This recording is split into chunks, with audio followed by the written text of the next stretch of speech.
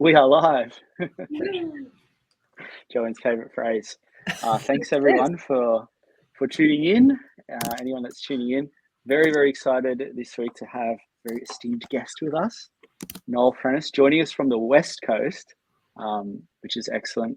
I love that because we did try to strategically have this stream go live at a time that could cater to East Coast, West Coast, and our friends across the pond as well. So it's good to be maximizing some time zones, hopefully. I would love for you to tell us more about yourself as well, Noel. My quick experience with you, I think we first connected a few years ago, and I think it was around the time with RGA. You might have been with RGA, Sure. Quite a senior role, and I was fascinated by your experience and exposure, both in product design, but also these elements of service design and thinking about any kind of experience or product much more holistically. I remember some of that, and I really enjoyed that. I really liked that was some of what you brought and what you were doing. I think at the time RGA was doing some really interesting work too. After that, I always was super interested in your work with early warning as well, which people may or may not know. Zelle, if you've sent money somewhere to someone, good chance you've used Zelle. That is a part of what you worked on there. Hopefully you had a good experience as opposed to working your way through it. It depends on the bank's implementation of Zelle, so who knows? Right. Well, there's a whole story there, I bet, as well. But yes, all these roles, a lot of leadership, a lot of very broad design things. But maybe you could give us a quick intro on yourself and what you do, and we'll kick off from there. Sure. Yeah. It's great to be here, and I'm so glad that our conversations left an impression that have us talking with each other 5 years later. That's a good sign. Yeah. I think back to those RGA days, and it's funny, they were and maybe still are. There's only a handful of, let's say, design firms or even in-house organizations that can look at product design, develop an expertise in that, think about the role that a product or usage of a product, becomes, which is a service over time, and then having the opportunity to seed what people think about that thing before they even try it, which is a bit more on the advertising and marketing side. Like, very few firms could or maybe should be able to do all that. At the time, RGA was really great at that. And so that's what drew me there. Since then, I've gone on to lead product and design with Early Warning, which, for those of you who are not in the financial risk business, they're probably best known for creating and maintaining Zelle, which is the biggest peer-to-peer payments platform in terms of transaction volume here inside the States. Yes, more than Venmo. Venmo is for the smaller dollar exchanges. Let's say after you wrapped up your night of cocktails out with some friends, and you can pull out the QR code and there you go. But if you're paying rent, or maybe a home contractor, such as we've done just this last week, they always want Zelle because there's no fees and it's instant bank to bank. A little bit more about me aside from the work itself. So what I do today, I'm a consultant, and I help businesses get to almost the forensic level of understanding their customer through primary research, and then figuring out, working with them on how to change and grow. So a couple of examples of what I've been able to work on lately is we've helped one of the larger sort of tax and accounting organizations flip a little bit over to how do they provide long-term financial guidance for their small business customers. And that's through a lot of interviews. I think one thing that you'll see at the heart of my career is just really trying to understand the human behind the data and helping businesses figure out how do we provide the most value for that person. So another good one that I enjoyed recently is we spent about 6 weeks observing how employees at one of the larger brick and mortar, maybe more notable brands that we've known for over 100 years, a retailer, luxury retailer. What is the impact that the employee experience has on the customer experience? So that is a ton of observations around another question, which is, why aren't our employees or salespeople doing what we want them to do? And at that point, you start to see little systems unfold, like day of week, time of year, seasonality, store layout and flow, staffing levels, And then there's this other thing too, which is the psychology and motivations of an individual salesperson. Every single one of them who's really, really good builds out their own network. It's not a real surprise, but you almost need to call this and figure out, how do we elevate the role of this person who has become almost an economy unto themselves, so that at the end of the day, they can provide an amazing experience and they've got loyal customers coming back on a regular basis. And that stuff is a bit easier to measure, of course. So that's the sort of stuff that I'm working with clients on lately. There have also been stops at Crispin, Porter Bogusky, an advertising firm that once invested very, very heavily in product design. We built out Amex's open forum and the whole Domino's digital customer experience. So if you've ever ordered, let's say, pizza from Domino's and you've used the pizza tracker, there we go. Fun stuff. Nice. I think one of the most gratifying projects I had to work on along the way was in no job description.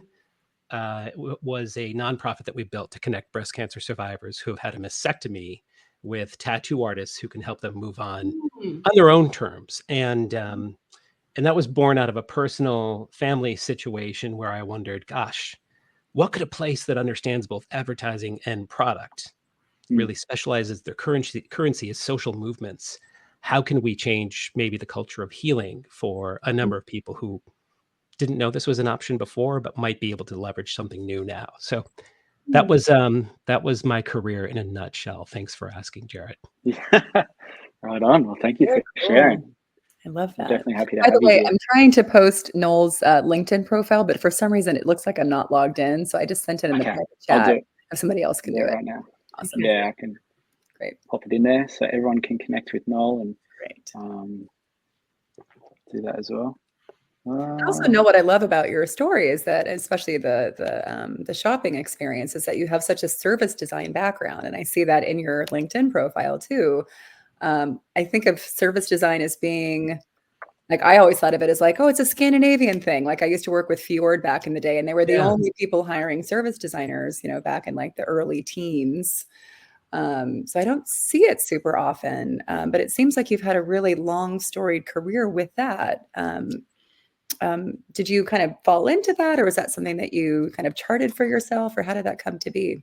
I was very fortunate. So my very first job out of school, I was in Chicago and I was working for a design and branding firm as a writer. We did some custom publishing, so I managed a couple of their magazines. And but the people I surrounded myself with were brand people, some of whom had actually also studied under Bucky Fuller. There was a very holistic perspective on what brand meant. So I was very lucky that I had a chance to work with these people who saw brand. What did we call it then, right? Like we're designing across all touch points. And now we might get to a different phraseology of end-to-end thinking or end-to-end design, journey-based thinking. But one of the skills that I think is highly underrated and that I would always look for in hiring people is not just how great are you at, let's say, making our design systems more usable or efficient or scalable or effective, but how are you thinking beyond Figma? How are you thinking about the journey that someone has the first time using, the 20th time using, or what role can the product play over the course of multiple experiences, maybe over the course of years? These are different zoom levels, but if you can't zoom out to think about that, then we can probably start to build a case for how you are more or less valuable to the business as a whole. If you can build me a more efficient widget today, that's fantastic. But if you can't think about what people are going to need down the road, then there's a strategic gear that is not present that someone else hopefully has, and I'm going to be looking for as a hiring manager. Yeah, cool. I love that. We blew over our little questions at the start. I don't know if we still want to drop those in. Yeah, let's always super do fun there. Let's go us. there. Yeah, we'd love to get everybody talking on the chat for sure. Yeah, it's always great. You hey, kick Ryan us off, and Dave. Joanne, because yes. Oh, sure. Okay, I'll kick us off, and Noel has some great questions to ask too. Yes. First question is, where are y'all calling in from? We always love that. I love the call-in like reference. Like you love that "we're live" question, and I love the "where are y'all from" question. Let me get my corded telephone and see what number I had to. I know. What area code are you? Totally. I know. Yeah. always So I think what's so interesting to great see. about Design Unfiltered is that, I mean, we've been attracting a global audience. So people from all over the world. I wish we could give like a Mhm. little prize for the person who's like calling in from the furthest away. Yeah. Dave Oakland. Hoffer. Hi, Dave from Oakland. Hey, Yeah, Dave. nice. Awesome. Yeah, we've had some great spots. Here we go. Mm. Florida. Damn. Okay. Vermont. Love that. Hi, Ryan. Hey, Brad. We're going nationwide here. Yeah, Denver. Diego. Yep, Hello. Chicago. Love it. So many great spots. Oh, SF. Diego. Who's going to raise their hand Virginia. from outside of the States? Yeah, Maybe yeah. nobody. Oh, I know. Yeah. NYC as well. Awesome. Noel, you got a fan club showing Kansas. up today. Woohoo. woohoo! Woo! All right. The truth is, Dave Yeah. Hoffer was on my back patio 14 hours ago. So Nice. I haven't seen you in forever. Okay. Fair enough. There Matt, it is. Oh, Matt. Okay, we've got London, and where's Londres? Londres. I think that's the French version of London. Thank you. Thank you. Rohit, please fill us in where our geography is. We hit a limit. Please. Oh, we have somebody from geez. Serbia. I can't see who it is because it just shows up as LinkedIn user. But hey, Serbia. Ooh, cake Hey, is Yeah, taken. and an emoji. I think love you that. do take the cake. Yeah. That's it. Okay. I'm so All right. glad someone brought cake. I'm just waiting. It's been taken. The one thing we're missing. I know. Wow, so many great spots. That's Yeah. really cool to see. Definitely appreciate everyone that jumps on. Yeah. Noel brought a couple of really interesting questions, I think, and we'd love to get a couple of vibes on these. You want to hit us with the Sure. first of Take your your pick. questions? Well, it's Wednesday, so we're deep in the throes of the week. What's inspired you, or what are you struggling with? Sure. And that might actually sort of inform a little bit of some of the direction that this can go. Sure. While you share, what's inspired you or what you're struggling with this week. That is how we like to do this stream. I think we love to take these questions and respond and react to what people are maybe struggling with, or riff off of what is inspiring and how we can tap into some of that. And of course, doing all of that with someone like Noel here as well, a ton of expertise to tap into. So I'd love to make use of that as well. So yeah, I'd love to. We need to dive in and share what's our inspiration, what's our struggle. I can start. My struggle is currently I'm overcoming a sickness. I had COVID last week on vacation. So that is my struggle so far this week, but I'm almost better. Okay. You're doing good. You're here. I Appreciate know. that. Thank you for Sitting making up. it. Yeah. I'm inspired by that. Did you get to enjoy any aspect of your vacation before you got walloped? Yes, I did. And I went to Maine for the first time since I was little with my family. And yeah, I mean, it was really beautiful. Honestly, the ocean, everything was really nice, and had a couple of lobster rolls, we'll say. Yeah. I was on a lobster roll quest. Yes. And it was really great. Yeah. But then, my whole family got taken out by COVID. Oh, Okay.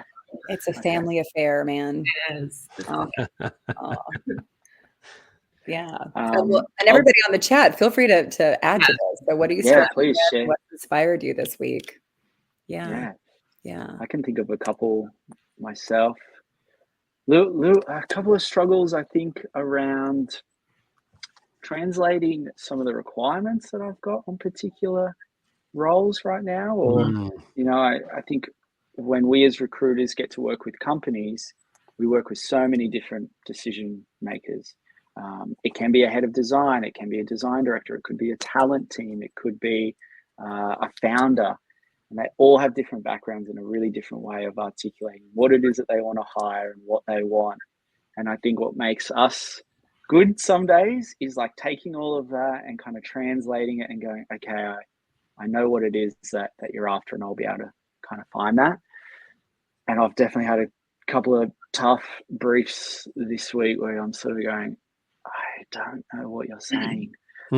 So it's, okay, rephrase a question, use reference, I've got a few tricks up the sleeve. So working through some challenges like that, it can take a moment, but so it's patience on my side, but also hopefully asking for a little bit of grace on this hiring manager's side to let's calibrate together.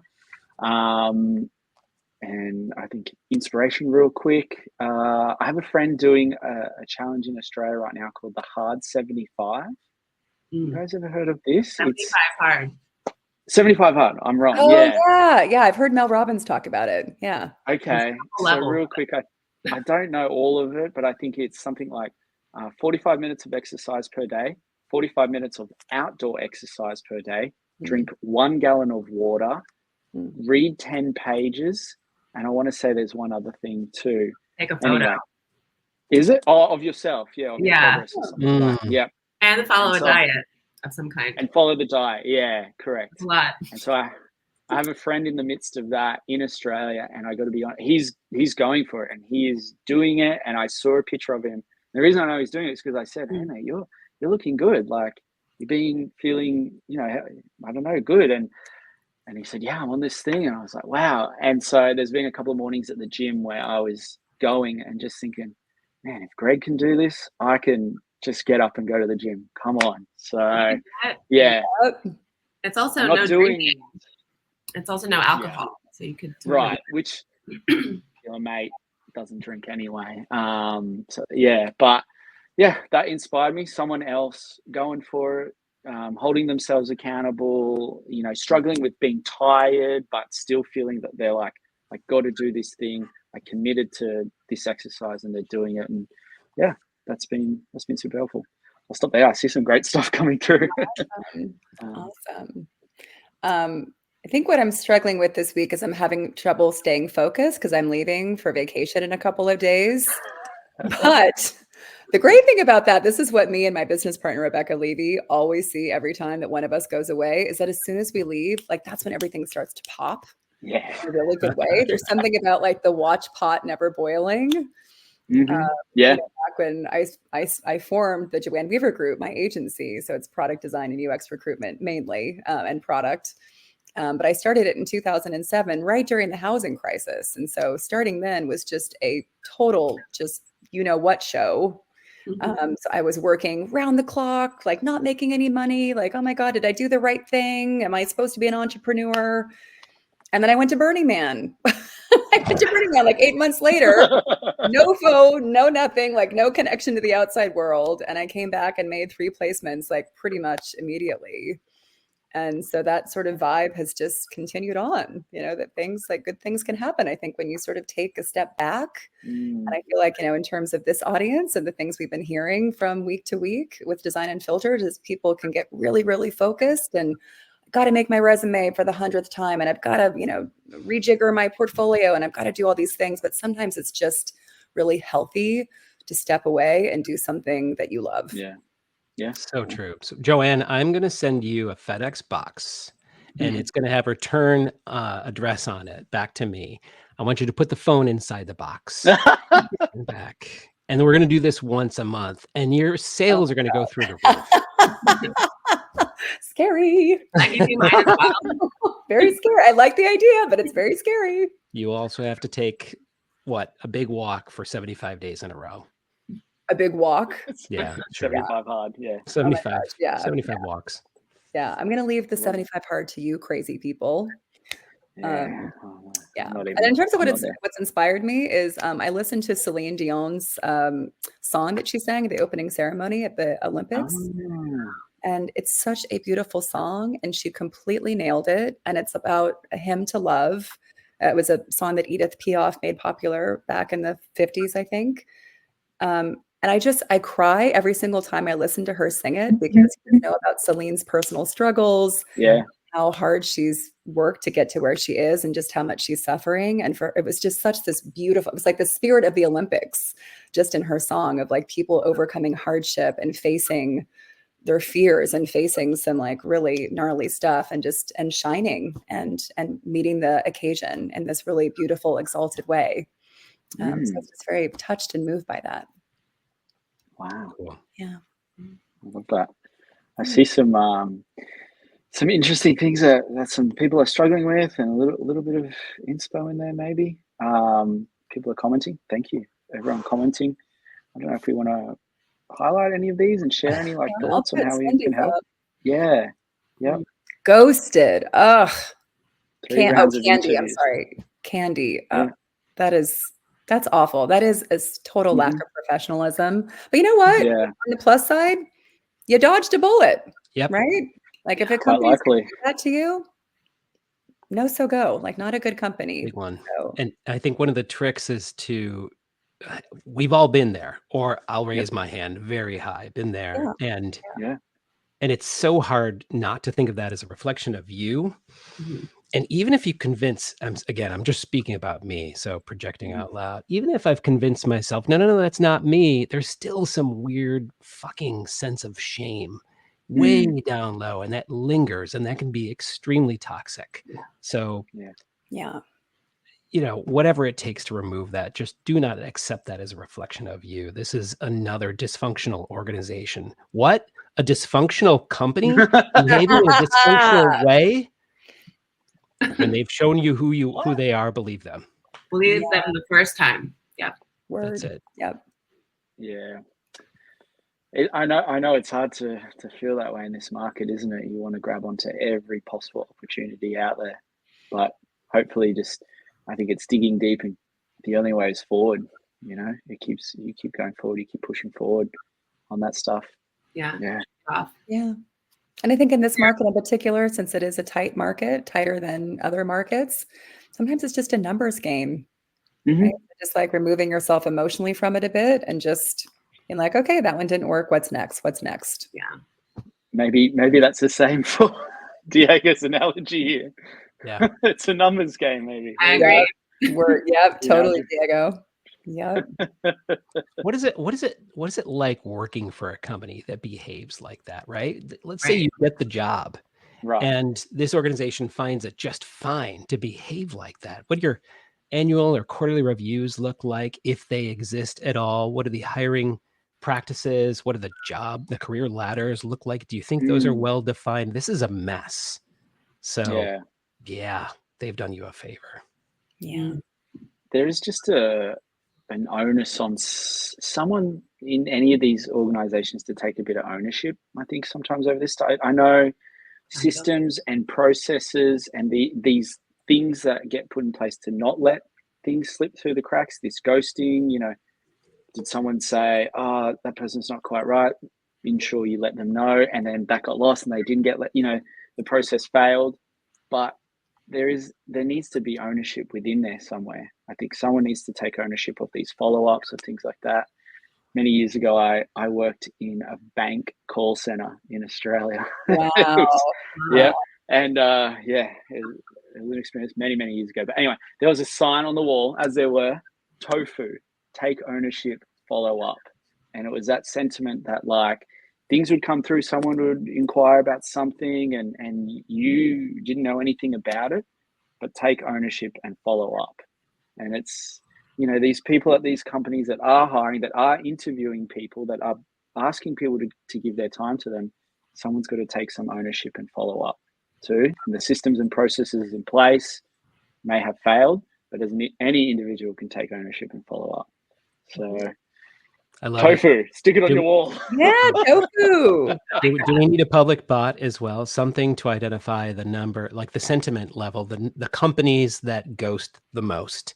Just publicize that, get it out there, the running meter. I agree. That might light a fire under someone's butt. Mm-hmm. No, I do fantasize about the name and shame game. A bit too much. Anything inspiring from anyone? Yeah. I was inspired. Go. I was inspired by someone I met last week. My family and I were out for dinner in North Beach, and we were sitting next to someone was eating alone, and I noticed this person had been at a bar where I was drinking with a friend earlier, and so I just said hello, and they had such a cool story to tell. So I had never met anybody who at least had shared with me they had been through this. So it was a woman who had recently gone through transition surgery, And we all know people who have gone through that, but I hadn't met anyone who had gone through feminization, vocalization surgery. So I had heard about training, but she started to talk about what involved and literally opening or closing the width of the throat. Wow. I had no idea, but the amount of work that it takes to get there, the amount of unknowns that someone is dealing with, and then the faith that you put in someone who can't guarantee you what you will sound like. There is no 3D modeling, no machine learning based sense of here's what you will sound. There are guesses, but sound is vibration. Wow. Yeah. And vibration is measurable. And so these people are doing their best. But she said after a few months, she wasn't able to speak at all, but she flew back to San Francisco to meet with her doctor. And the doctor is finally like, okay, speak. Yeah. And she speaks. And of course, she's, it's a million times different than what it was before. And if you think about like, wow, it blew us away to consider how much someone's life had changed from all the moments before until that. Now, literally, they have a voice. It is a voice that feels more like them in ways that most of us completely take for granted. I love that. I don't know what to do with it, but I'm inspired. Yeah. It is an inspiring story. Great story. Yeah. I admire that you were curious to politely say hello, to somehow initiate the conversation, to start it. Starting a conversation with any stranger. I'm terrible at it. I find that hard. My girlfriend is amazing. I don't believe it. I know. Oh no, you'll see. But you obviously. Because I want to get to this, I think it's a bit of a segue, maybe. There you go. Because I think that you are getting, or you have been doing a lot of really interesting networking. And I think that this ability, this muscle of saying hello, having a conversation, or creating some sort of introduction that really lowered the barrier for that person to engage back with you. You didn't sort of go over there and I don't know. It's like, hey, what are you doing? It was, you had some sort of warm introduction. And I think you've been experimenting a lot with your own networking around that as well. Sure. Yeah. And we keep hearing about this, I think, on LinkedIn and whatnot. Hey, the job market is all about networking. It's like, well, what's that actually mean? Or what do you do? How what does that really look like? Yeah. Isn't networking, though, I think for a lot of folks, including myself, that word has connotations that are almost trigger-like in their effect. It sounds inauthentic, dirty. I myself developed a little bit of social anxiety for, walking into a room where there's a lot of people. That came about during and after COVID. I hadn't had that before, but it all feels like putting yourself, it's like this. I think that if I were to examine the inner thoughts around that, the inner monologue, it's I'm going to put myself into a room where nobody gives a shit. And that can't be fun. It's also not true. Like, right. We all love interacting with people, learning new things. And of course that eventually leads to something so much better. Something the opposite of what Brad has said, which feels transactional. So the thing that changed it for me, a couple of years ago, I came across this great article called Your Life is Driven by Network Effects. And they get into the role of a number of different factors that more or less determine like what kind of a career you're going to have, how you're going to live. So the top factors, what family you're born into, what your high school network consists of, college network, first job. I think he also mentions first city after graduation, marriage and life partner, and then, of course, where you live now, which is one of the reasons why we live here in the Bay Area after having left for a number of years as well. But each of these things got me thinking about, wow, okay, if each of these things have compound value, then while many of us think of our career in terms of the titles that show up on LinkedIn, the career that I have has built a product. And that product consists of a whole bunch of folks in the product world, in UX, and in advertising, most of whom, especially product and advertising, they don't speak with each other very much. So my first thought was, I can't leverage that network the way that I really, really want to. But many people in both those worlds understand the value that I bring. So how do I bring them together and start to become a little bit more agnostic around considering how they might think of me? They understand the value that I bring, and that's it. It doesn't matter what labels matter. So I took on this approach, started ramping it up, and I worked actually with a coach to help make it happen. And I guess it's a framework. It involved, for us, reaching out to 20 people a week, looking to get 10 simple Zoom conversations. And if hopefully after those 10 Zoom conversations, number one, we found ways to help each other out. Number two, the value of my network is the value of their network. So I want to make sure that I've got one person that they're going to recommend that I speak with. And that's a big, big difference from, let's say, hey, I'm desperate. I'm looking for work. Who do you know? Mm-hmm. The way you approach this, or the way we approached it, was ask them a question, any question. And actually, it's so funny to be seasoned in my career and struggling with what to ask somebody. It's so embarrassing. I don't want to admit that. But Joanne, were you going to say something? Well, I mean, I'm curious what the question was, or does the question differ for each person you're talking to? Like, is there a magic question or set of questions that you found were most effective?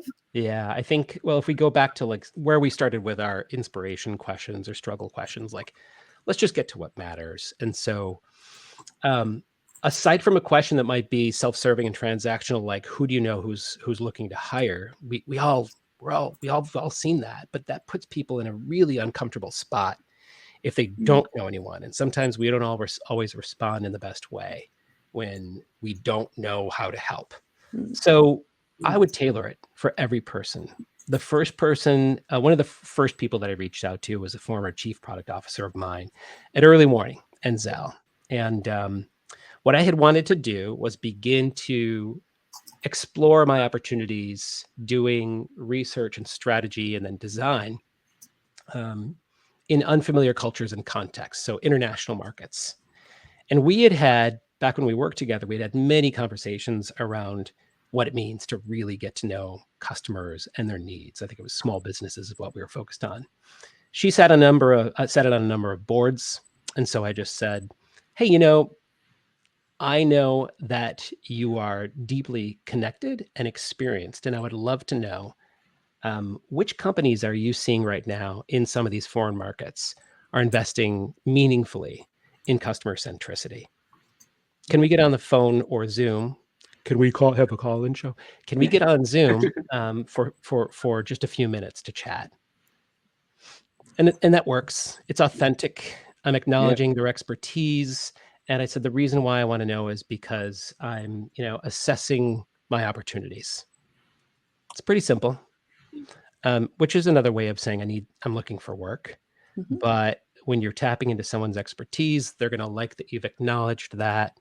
And then if you're having an authentic, non-transactional conversation, you're going to start to share your problems with one another and ideas start flowing, and it goes both ways. And I think that was the thing that I appreciated the most out of this exercise, which I did for about 6 weeks in a row, was the fact that it was an exchange of ideas. And that is what a relationship often consists of. Yeah. It's not about me asking for help. And by the way, people do want to help. So let's acknowledge that too. So I just made it a little bit easier for them to do so. Yeah. And what I love about you, Noel, too, and this is, from our conversation yesterday and also our conversation today, is that you are not afraid to get vulnerable and open really quickly. And, if anybody is a student of Brene Brown, she talks about the power of being vulnerable and the power of sharing of your own experience to then create this kind of sphere of trust and vulnerability. And then it lets you get to a really meaningful conversation really quickly. right? And like what you choose to reveal or not reveal is up to you, and you can kind of feel out the appropriateness of each thing in the moment. But I think something that I could see you doing very well is getting very real and authentic at the outset. So you're giving permission, right, that the conversation can go that direction. Yeah. And then it can really have that authenticity throughout it. I for better or for worse, I don't know any other way. So there's probably some part of my personality that is just missing, or wiring that is missing. Part of it, though, came from seeing a lot of, we've all encountered toxic leadership. And Right. we've seen the residual impact that can have, especially on younger talent, on teams that might be a little bit more green. If that's imprinting on those people, that's all they're going to know. And so the bad habits begin to compound. I would much rather cultivate their growth with honesty. That sounds ridiculous, but we don't see it often enough. And so if we can get them where they are and show them what other models look like, then hopefully we'll have a more humane workplace down the road. That would be nice. Crazy idea. Word, I know. Wild. Yeah. Did you find over your years as a design leader, you're managing teams, you're managing designers, seeing some of that younger talent come through, or more junior in their career, no matter the age necessarily, but when you're seeing them, were you recognizing to encourage them to do some networking then, because you knew the benefit of it later in your career, or you were coming from a foresight standpoint where you're like, hey, you'll benefit from this later. How can I encourage you to, even within the company, cross-functionally make some friends? You know? Well, there's so many different directions for answering that question. Right. No, I was not smart enough to appreciate the value of the compound impact that networking has. What I did naturally was bring people together out of curiosity. So ages ago, I started one of San Francisco's first UX firms. And one of the things that we did right out of the gate was hold regular cocktail hours, the information architecture cocktail hours. There was a lot. There were many unknowns. And the more we brought people together, the more rewarding it was, right? The neurons were firing, the economy was mirroring that. There was so much to explore. So, as we learned and grew, we did that together. And networking was just happened to be one of the benefits that came out of that. That was a way of getting it done. I think getting back to, though, some of the folks who I've worked with and collaborated with and managed, I have always sought out and cultivated and encouraged people who are going beyond the job description. So when you asked about, for instance, cross-collaborative or heading outside of your department and working with people, I think that is not only good for getting your reputation intact. This is someone who can operate, who can get things done. But if you're one of those people who sees a problem, or you're curious enough to try to understand other folks' problems, you will become much more valuable in your organization. Not just, let's say, within the reporting structure that you've got, but if you begin to work with and develop advocates for you outside of your role, then that becomes gold, especially when it comes time for the first round of layoffs or the second round. Eventually everybody gets bit, but you know what? It's really nice to have somebody advocating for you. And even if they're not doing it audibly, you can get that LinkedIn reco or somebody else to back you up as a reference when you're interviewing. So there's always opportunities. I think one of my favorite stories is it kind of goes both ways. We were working on redesigning the patient experience for a big dental chain. They've got 1,000 offices around the country, and we were trying to get a handle on how we communicate all the different moments of opportunity that we had seen across the journey of a relationship between the office and the doctor.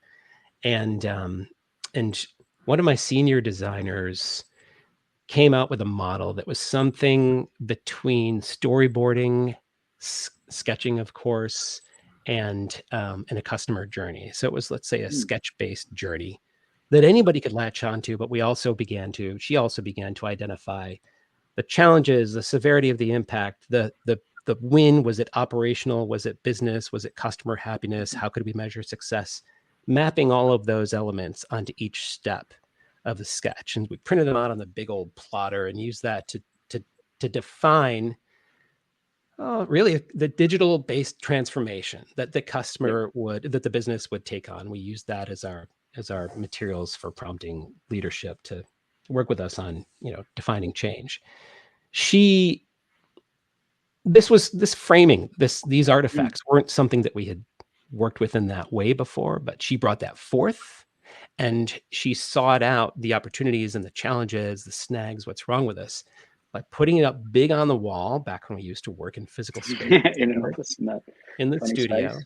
getting anybody who knew anything about the business to walk by. And so we think of these artifacts as propaganda, and good propaganda will provoke a response, and that made the work better. So getting back to your question, this is someone who went beyond, let's say, here, we're going to redesign the web page for better conversion. This was so much more impactful than that, because she drove collaboration through her artifacts, and she wound up in some great roles. I mentioned earlier when I started telling this story that it went both ways. Later on, she developed it was a career laddering framework that was much deeper than anything I had worked with before. And so when I was working at Zell, she and I had been chatting, and she was with an agency in Seattle. And she said, well, I've done this with my team. Let me share it with you. And I stole so much from it with her permission. Nice. But it was so good to see, someone who's far better than me at this thing just take off in their career. And it paid dividends for me in the end. Well, there you go. Comes That's back around. Sorry. I can really appreciate that. I see some shout outs to some old the IA meetup maybe. Oh yeah. Yeah. So Carbon IQ, I had these brilliant partners, Christina Whitkey and Gabe Zental. That's what Dave is referencing. Dave, you might have been with Frog at the time. We're going old school, folks. Brad, I worked with back in Chicago. This is wow. I feel like it's a wedding or a funeral. I'm not sure. Definitely a wedding. I'll take the wedding. Yeah. Oh, that's so cool. What I mean by that, it's the social interactions that happen at a wedding or a funeral. Yeah. Right. All good. What would you say, on the spirit of networking, what would you say to people who feel kind of nervous to reach out for help? I think that can be a big block for a lot of people. Like just admitting that they need help and then feeling like maybe they have something to offer in return of who they're asking for help.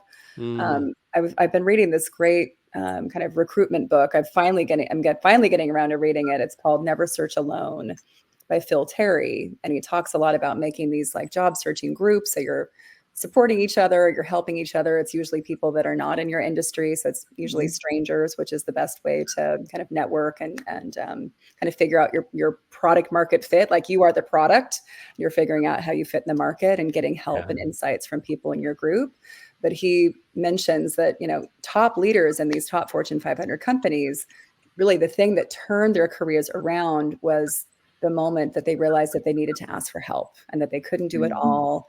Asking for help wasn't a personal weakness. It wasn't an admission of failure. Is there anything that any thoughts you can share around that?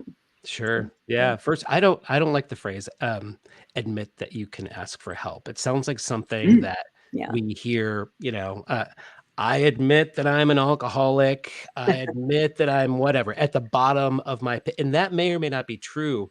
But there's, again, going back to that, there's so many elements of shame associated with that. And there is no shame here. What everybody has, or you wouldn't have had a job before, everybody has value to bring.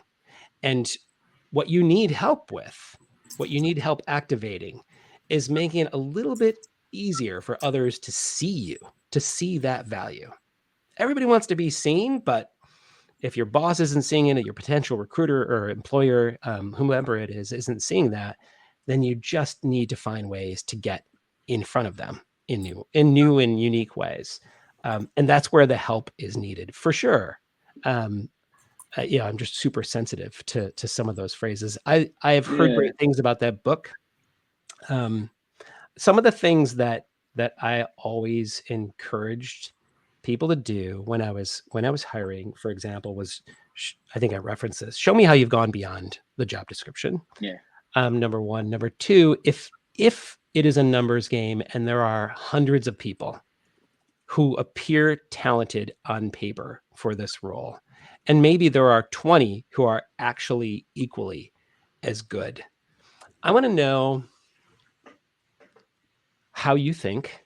I want to know what life experiences have formed your opinions and approach to dealing with the challenges that we've got. And I think when we consider the stories that you have to tell in your portfolio or in your interviews, I don't think we give those enough credit. A hiring manager who's looking to bring someone in to get really important work done or influence other stakeholders, I have to trust them. And even if you don't have the numbers behind some of your work, which, let's face it, most of us, when we're coming up with numbers for our impact, we're winging it or we're working with very imperfect data. So, the question is like, well, what can you tell me about how you went about solving a problem one way? And why did you approach it that way? How did you obsess over it? Some of the best advice I ever got was from someone who I had asked a similar question. I don't have all the numbers that I want. They're not there. I didn't have access to them. And so just tell me what you care deeply about by identifying a problem that you and your team's obsessed over. And how did you go about solving that? Everybody has something like that they can share. I think about some of the work that that some folks in a role that I worked with recently took on. Research was not something that the CEO loved, was not a fan of it. He told me that only after I agreed to work there. But nonetheless, we were going to find one way. And so this might be heretical, but we developed a small team. I don't want to give the company away. We developed a small team of product leads who were very close to the customer or the type of customer. In fact, they had family members who were the customer. I said, great, here's what we're going to do. Right out of the gate, to identify some P1 issues that we haven't identified before, or even low-hanging fruit solves down the road, I want to get 3 or 4 of you together individually with designers, engineers, with a few others, small groups, just do a cognitive walkthrough of the app experience. But you are role-playing. You're role-playing your sister, your mother, your uncle, whomever it is that the target customer is. And it's funny because everybody can role play someone they know and love really well, from a mindsets and in behavioral perspective. Anyway, the reason I'm sharing this is because each of those people took on leadership of those groups. When they'd walk through the experience together, the issues would get identified, they get into the pipeline, and suddenly now, the backlog was prioritized accordingly. That's some ownership. When they started running with it in their own ways, like that was not something that they had been doing. And so watching them take that and turn that into their own thing, it became an ongoing weekly and in some cases monthly scenario. That's a cross-collaborative thing they were looking to do. That is a way of building those relationships. Anyway, I'm rambling now, so I'm going to stop and see if anyone is making sense. That's great. I see the sentiment behind it all. I know we have only got so much time left, and I'm sure there's other stuff that we can do, but before we jump into the next topic, if anyone has a question as well, something specific they maybe want to ask Noel or want us to go over, ping it in there, obviously, and we'll get to it as quick as we can as well while we've got time. So always feel free to toss any questions you like into those comments, and we'll jump on them. I've noticed that Dave was also sort of resonating on this standout of a designer, sort of going beyond or showing this, I think, personality, this element about themselves that potentially differentiated them, put them over the top. I remember Ariel has talked a little bit about that, another great guest that we had on here, about creating a memorable experience during your interview process too. Maybe there's something about you, maybe it is the jewelry making, or Ariel reference like playing an instrument or something, but bringing it up and creating something unique about yourself that then makes, for example, that portfolio presentation round memorable. itself. Yeah. And you become memorable to that audience that you're meeting, and that can really help you stand out in times. Doesn't it doesn't make up for no skills at all, obviously, but these elements, humans hiring humans, maybe, getting it at the root of this, I think that's a big part of it too. That is so important. Yeah. Oh, sorry. I was going to say we actually had a candidate interviewing for our client that was a point of sale fintech company for small to medium sized businesses. And before this person interviewed, they had actually gone out of their way to interview all the SMBs in their neighborhood to find out, like, were they happy with their point of sale system? Like, did they have this particular client's point of sale? Guerrilla research. Think about it. So they actually did some kind of, ethnographic research before they even showed up to the interview to share it with the client.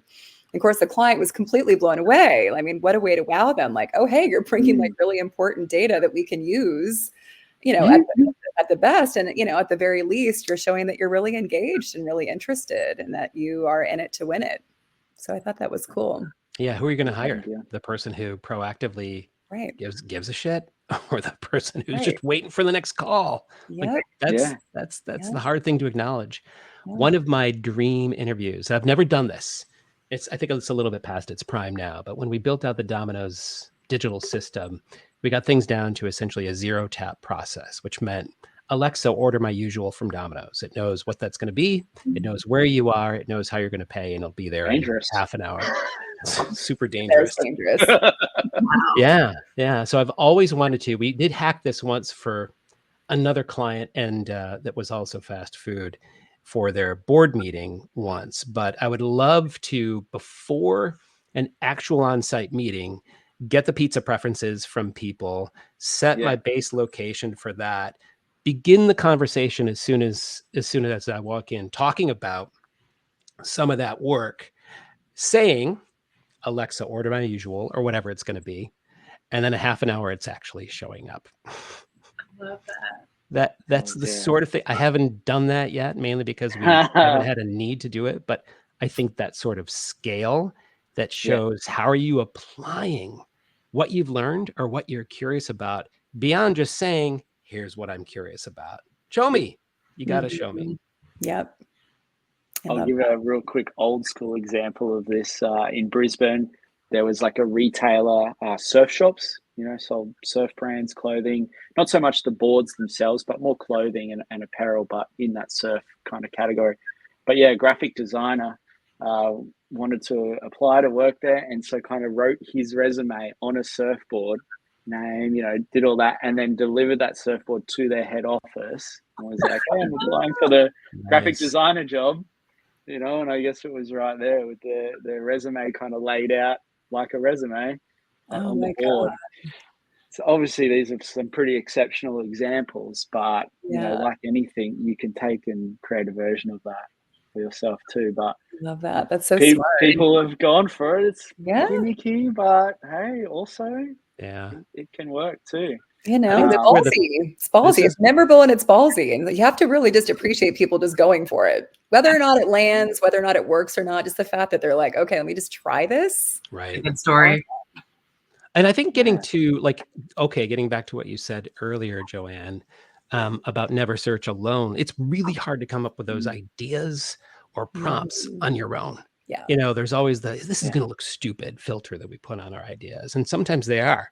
So team up with a couple of folks. I'm actually working with a few people right now where we're collaborating on how do I create, let's say, a video for my website, my portfolio site, that just explains something as simply as, this is who I am, this is what I do, and this is how I approach the work.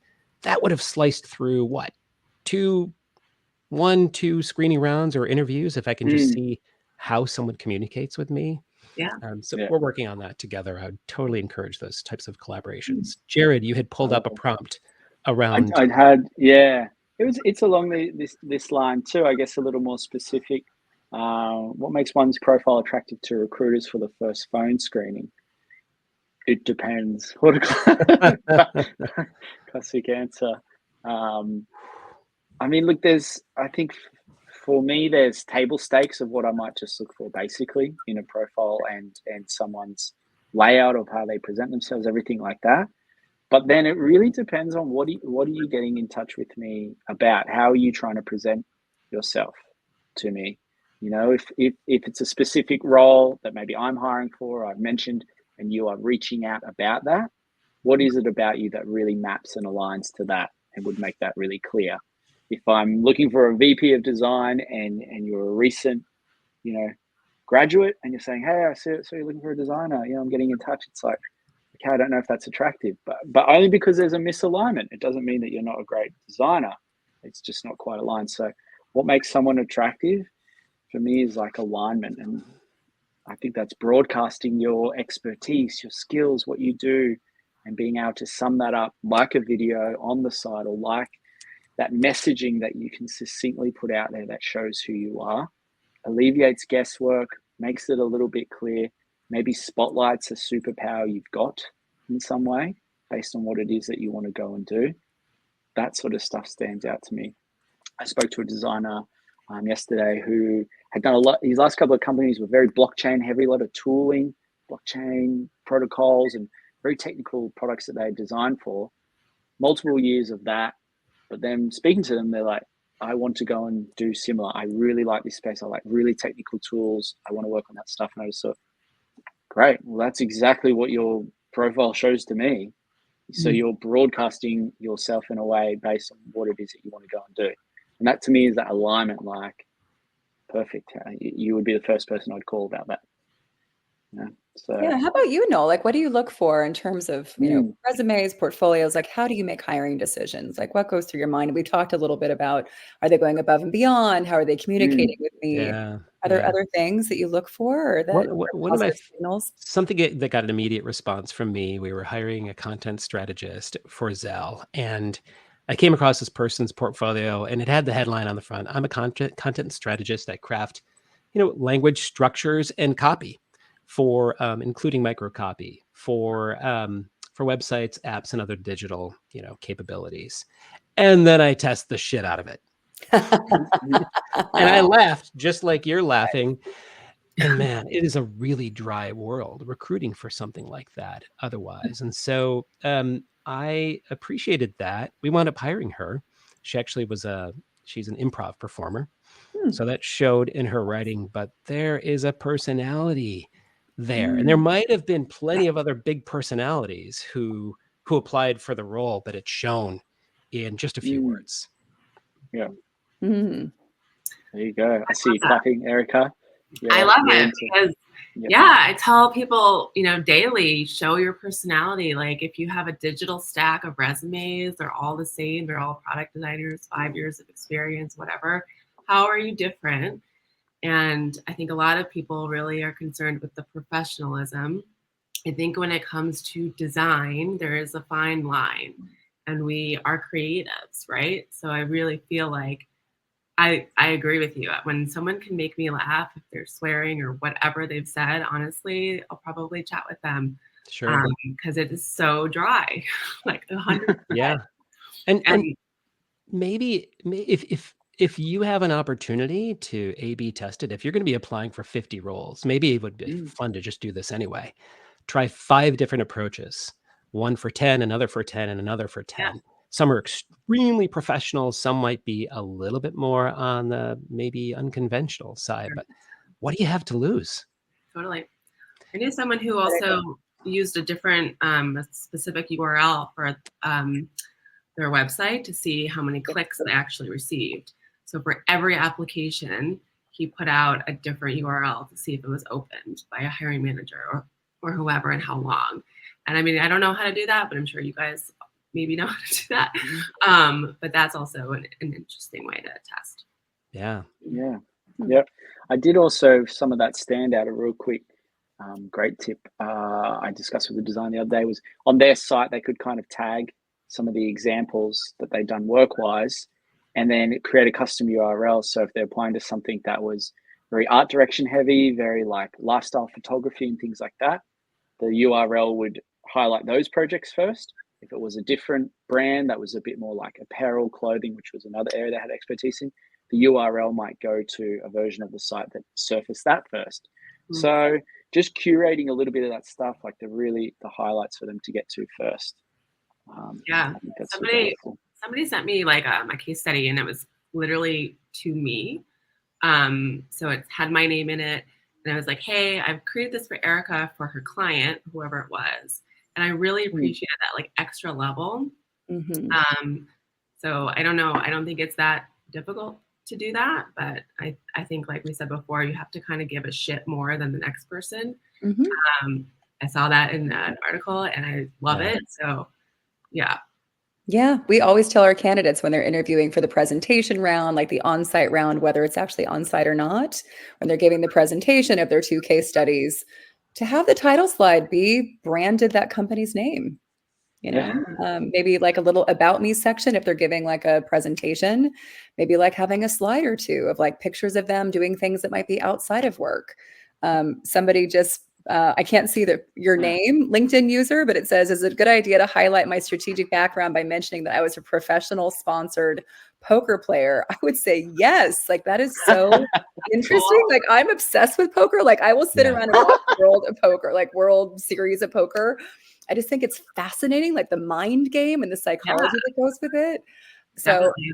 I think just unique there. Those little extra touches, those personalities, it's an entry point for people to connect with you. Oh, Matt, you just have an opportunity to tell stories. Think about some of the best interviews you've had. The ratio of storytelling to let me share my qualifications. The ratio is off the charts. So if you're professional poker playing, A, has good stories, and I'm sure it does. B, you can tie some of those stories to how that impacts how you approach the work. And C, begin to speak to some results or best practices or things that you've tried out. Absolutely. That's so much more valuable than someone saying, well, I took this course. I've got a classic case study oriented portfolio. No, you're a human being. And I think it's great that we can see that richness. At the end of the day, we're going to wind up working together. The things that we're going to enjoy talking about may not always be the work. It's what we can connect over as people. So show it up front. Lessons. Yeah. Awesome. Yeah. Ooh, I love that. Oh, yeah. Show it up front. Good session, guys. This has been an awesome We're at time. Yeah. Thank you, everyone, for tuning in as always. All the locations, which is always super fun. All the amazing questions. Our esteemed guest, Noel. The link. Yes. Woo-hoo. Thank you. This has been you. a lot of fun. I really, really appreciate it. Awesome.